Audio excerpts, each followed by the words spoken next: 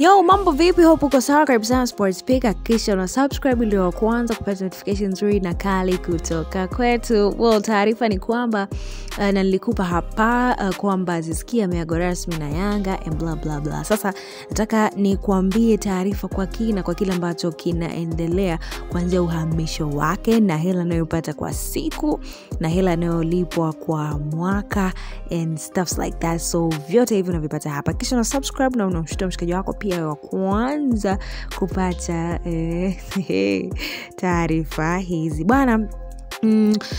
Of course iko wazi kwamba Aziz Ki amehamia timu ya Wydad, na ada ya uhamisho tu wa Aziz Ki kutoka Yanga kwenda huko Wydad ilikuwa ni shilingi milioni. Okay, naomba nianze upya.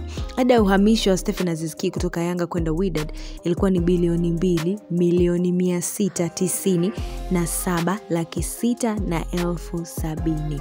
Bilioni 2. Hiyo ni kuhama tu kutoka Yanga kwenda Wydad, na Yanga wameweza kupiga pesa nyingi kwa sababu wameona Aziz Ki anahitajika sana kwenye hii timu, so na Wydad walikuwa tayari kuweka kiasi chochote cha fedha ili wampate. So hii imelipwa Yanga kama mauzo ya mchezaji.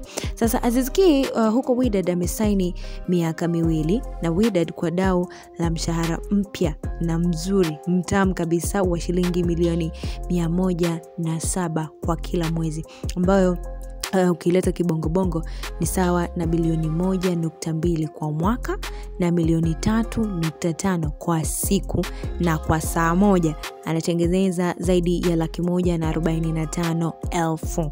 Naomba nikwambie hii vizuri. Kwa saa anatengeneza 145,000, kwa siku anatengeneza milioni 3.5, kwa mwaka anatengeneza tuanze kwa mwezi kwa mwezi anatengeneza milioni 107, na kwa mwaka anatengeneza bilioni 1.2. Na katika uhamisho huu yeye Aziz Ki binafsi, nje ya hela ya uhamisho iliyolipwa kwa Yanga na nje ya mshahara wake, atalipwa tena na Wydad bonus ya usajili, yani signing bonus, ambacho ni kiasi cha shilingi milioni 809 katika mwaka wa kwanza na milioni 944 katika mwaka wa pili wa mkataba huo. Sasa kama mwanao anacheza mpira na unamkataza kucheza mpira, nilikuwa na shauri umwache tu acheze mpira, kwa sababu Aziz Ki anapata pesa kweli kweli, na kwa dakika anapata 2,442 kwa dakika moja, kwamba hapa sasa hizi anapata 2,442. Dakika inayofuata the same